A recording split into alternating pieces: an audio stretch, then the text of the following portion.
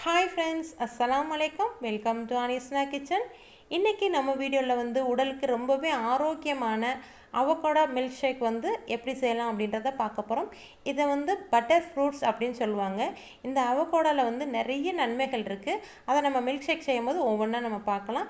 இப்போ வீடியோக்குள்ள போறதுக்கு முன்னாடி நம்ம சேனலை நீங்க முதல் முறையா பார்க்கறீங்க அப்படினா அனிஷ் கிச்சனுக்கு சப்ஸ்கிரைப் பண்ணிக்கங்க. பக்கத்துல இருக்க பெல் பட்டனை கிளிக் பண்ணிக்கங்க. அப்பதான் நான் போற ஒவ்வொரு வீடியோ நோட்டிஃபிகேஷனா வரும். இப்போ வாங்க நம்ம மில்க் ஷேக் செய்ய போலாம். நான் இன்னைக்கு மில்க் ஷேக் செய்யறதுக்கு ஒரு அவகோடா எடுத்துர்க்கேன். இத நம்ம ரெண்டா கட் பண்ணிக்கலாம். இதுல ரெண்டு கலர் இருக்கு. ஒன்னு green கலரும் இன்னொன்னு இந்த மாதிரி black ஷேட் கொஞ்சம் காயா இருக்கிற மாதிரி இருக்கும்.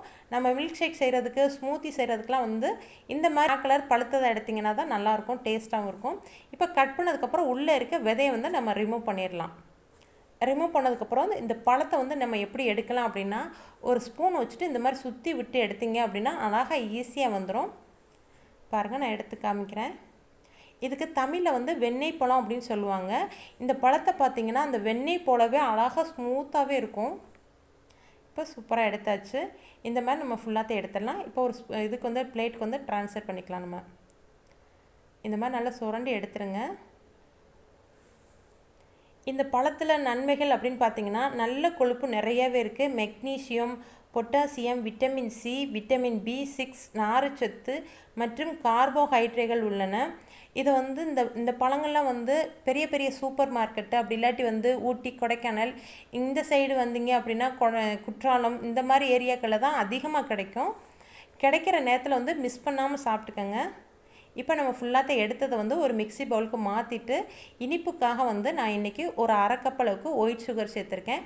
உங்களுக்கு ஒயிட் சுகர் பிடிக்கல அப்படின்னா ஸ்கிப் பண்ணிவிட்டு தேன் இல்லாட்டி நாட்டு சக்கரை எது வேணாலும் சேர்த்துக்கலாம். இது கூடவே காய்ச்சி ஆற வச்சு ஃப்ரிட்ஜில் வச்ச பால் ஒரு கப் அளவுக்கு சேர்த்துருக்கேன். நீங்கள் ஃப்ரிட்ஜில் வைக்காத பால் அப்படின்னா நீங்கள் ஐஸ் க்யூப் கூட சேர்த்துக்கலாம். இதை மிக்சியில் நல்லா அரைச்சிட்டு எடுத்துக்கோங்க. இப்போ நம்மளுடைய அவகோடா மில்க் ஷேக் சூப்பராக ரெடி ஆயிடுச்சு. இது கிட்டத்தட்ட பிஸ்தாவோட அந்த டேஸ்ட்டு லைட்டாக இருக்கும்.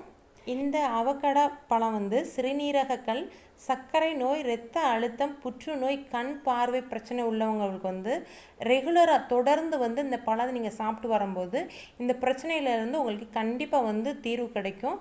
இந்த வீடியோ உங்களுக்கு பிடிச்சிருந்தா உங்கள் ஃப்ரெண்ட்ஸ் அண்ட் ஃபேமிலி கூட ஷேர் பண்ணிக்கோங்க.